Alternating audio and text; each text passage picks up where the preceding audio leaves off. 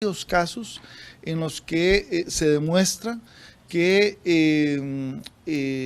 parte de los asesinatos cometidos en estos 40 y pico días, estamos hablando de alrededor de 85 asesinatos, varios de ellos, al menos Amnistía encuentra que han tenido una intención de disparar a matar porque han sido a la cabeza, cuello o parte alta del pecho.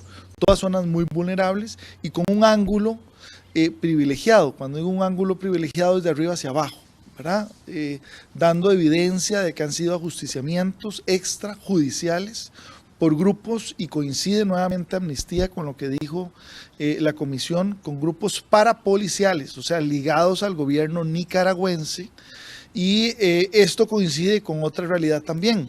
En estos 80 y pico de días, donde inclusive ambos organismos han recomendado el control por parte del Estado de estos grupos armados, que dice el gobierno no son de ellos, sino que son algo así como turbas, no han sido detenidos, no han sido controlados por el gobierno, pero han seguido dándose asesinatos, también detenciones arbitrarias y negación a la atención de salud de los heridos en las manifestaciones.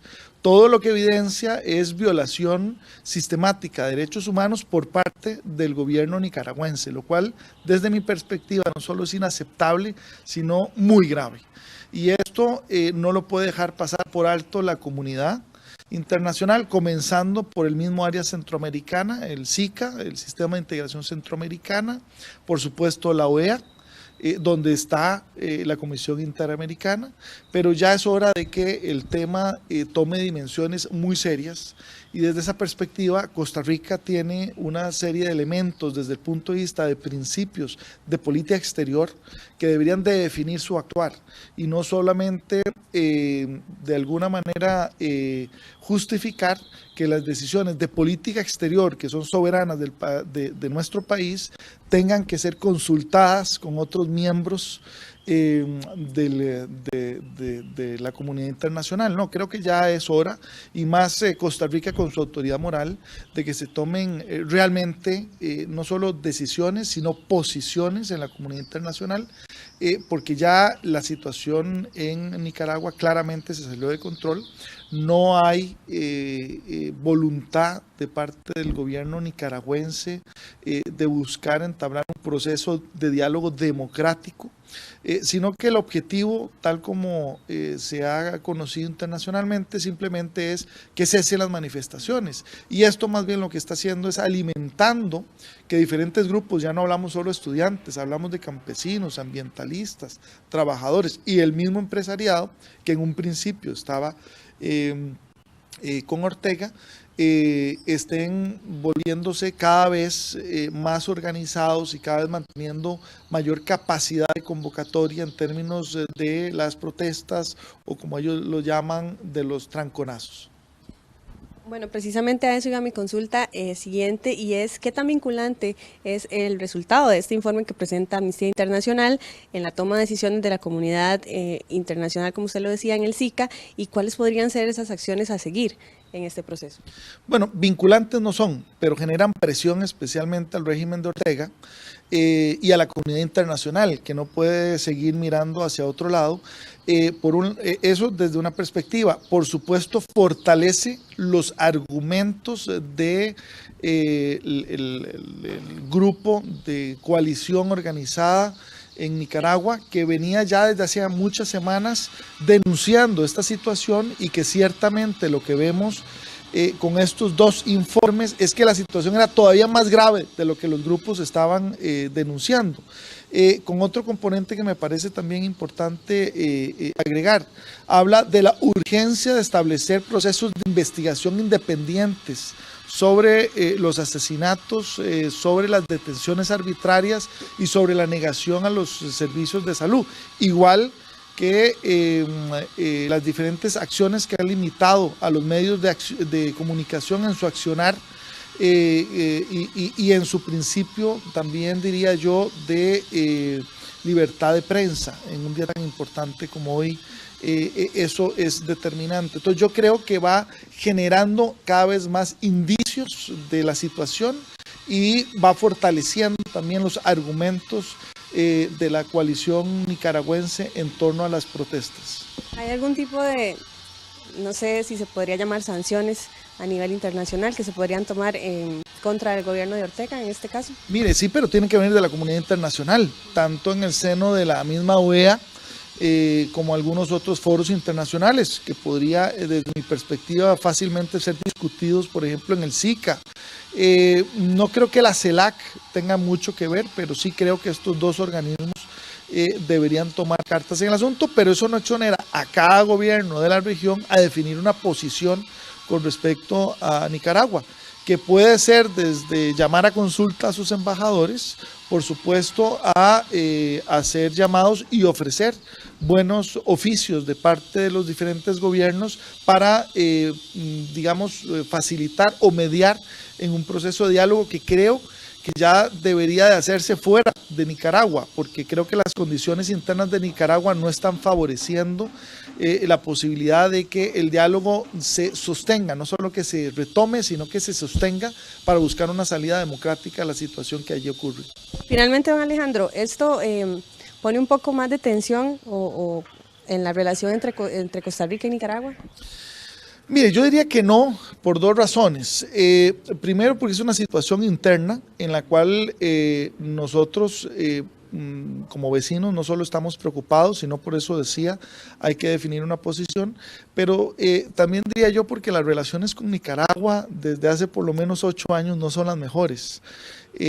No tenemos embajador designado y eso tardará todavía al menos varias semanas, si no meses. Entonces no creo que fuera un tema simplemente de tensión, pero creo que también Ortega tiene que entender que está siendo observado a nivel internacional y desde esa perspectiva también que hay preocupación en la vecindad, en la región, en términos de lo que ahí está ocurriendo. Creo que es evidente que la situación no es una situación coyuntural, menor, de simplemente protestas. Cuando ya hablamos de más de 85 muertos, más de 500 heridos y alrededor de 1000 detenidos sin razón, por supuesto que la situación no es menor ni residual, es de trascendencia cuando se está hablando de violación de derechos humanos y cuando hay una negación a establecer un proceso de democratización en Nicaragua que claramente es necesario.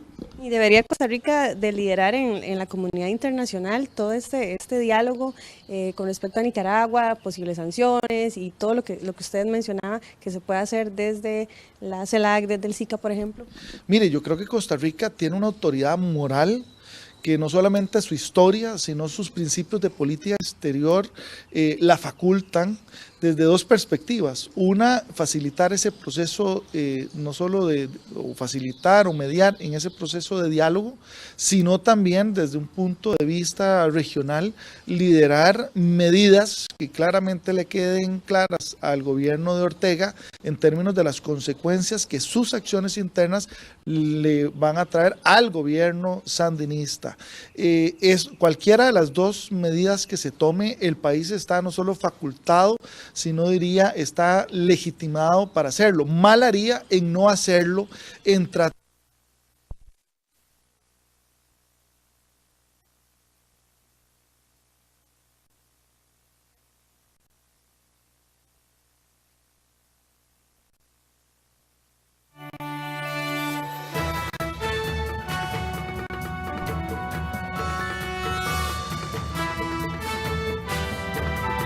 Siete 38 minutos de la mañana, vamos a ir a una nueva pausa para tratar de arreglar el problema de sonido que se nos presentó y ya regresamos acá con más de la revista de Costa Rica Noticias.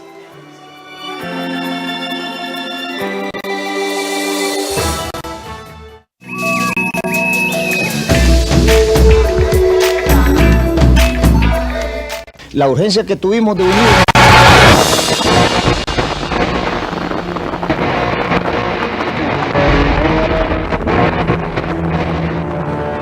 ¿Quién puso la bomba que afectó a propios y extraños? Yo creo que soy un testigo crucial.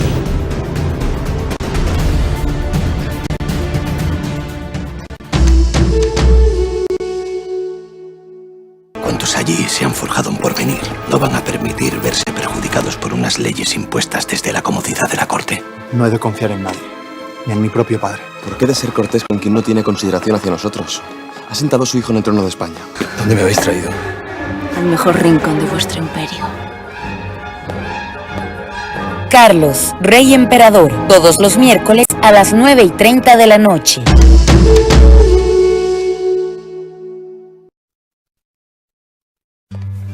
Querida señora Gómez, a veces está uno tan ocupado que olvidamos que hay otros que necesitan de nuestra ayuda.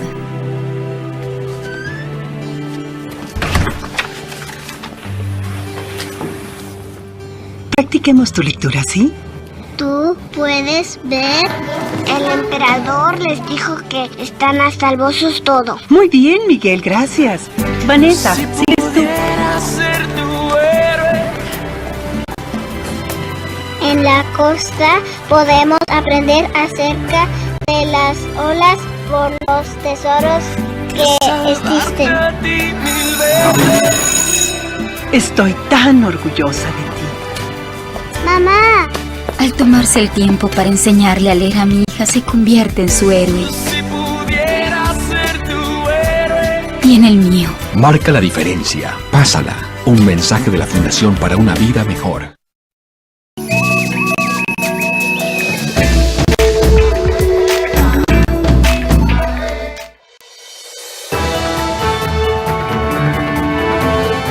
Continuamos con la revista Costa Rica Noticias. Melanie Corrales con información sobre la situación que se está viviendo en Nicaragua. Gracias. Retomamos con don Alejandro Barahona, analista internacional, con quien conversábamos antes del inconveniente que se nos presentó sobre el liderazgo que debería tener Costa Rica a nivel internacional en torno a todo lo que ocurre en Nicaragua. Y decía don Alejandro que Costa Rica tiene la autoridad moral para alzar la voz. Tenemos la autoridad moral histórica, tenemos los principios de política exterior que nos obligan en este caso a actuar y yo diría que a liderar. Ya Costa Rica no debería de simplemente someter su posición de política exterior a lo que un grupo como es el Grupo de Lima puedan definir, sino más bien a partir de sus principios de política exterior.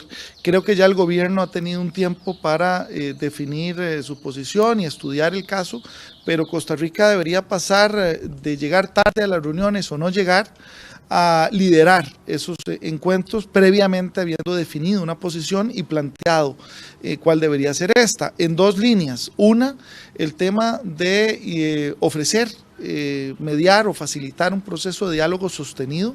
Creo que ya a nivel interno en Nicaragua pareciera que es difícil llegar a estos acuerdos. Y dos, también tomar posición en la comunidad internacional de lo que está sucediendo, porque decíamos que ya más de 85 muertos y creciendo este dato, 500 personas heridas en las protestas, más de 1000 detenidos de manera arbitraria, no son un tema menor. Y desde esa perspectiva el país, desde una perspectiva democrática y diría yo de buena vecindad, debe manifestar su preocupación y ofrecer, interponer sus buenos oficios. Eso me parece que es lo que debería el país mostrar a nivel internacional. ¿Qué se puede esperar de lo que venga en Nicaragua, don Alejandro? Sobre todo del gobierno de Daniel Ortega. La gente incluso ya ha pedido su salida del poder y bueno, se vislumbra también que la vicepresidenta es su esposa. Entonces ya se habla incluso de una dinastía en Nicaragua. ¿Qué se puede esperar a nivel político en ese país? Mira, hay dos escenarios. El escenario positivo es que Daniel Ortega y su esposa Murillo puedan entender efectivamente que después de 11 años hay un hartazgo interno.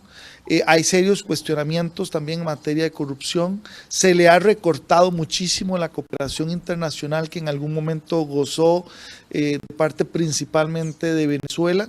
Desde una perspectiva también generacional, hay nuevos aires que exigen que Nicaragua no solo logre avanzar en términos económicos, sino lo haga apegado al respeto de derechos humanos en una nueva lógica política de integración de los diferentes sectores. Recordemos que hasta hace muy poco el gobierno en realidad pactaba con el sector privado, pero dejaba fuera de la mesa de negociación a cualquier otro sector. Y el escenario pesimista efectivamente es que se apegue al poder, siga estas cifras generando muertos, heridos, detenidos, la situación siga complicándose y el desenlace sea cada vez más complicado.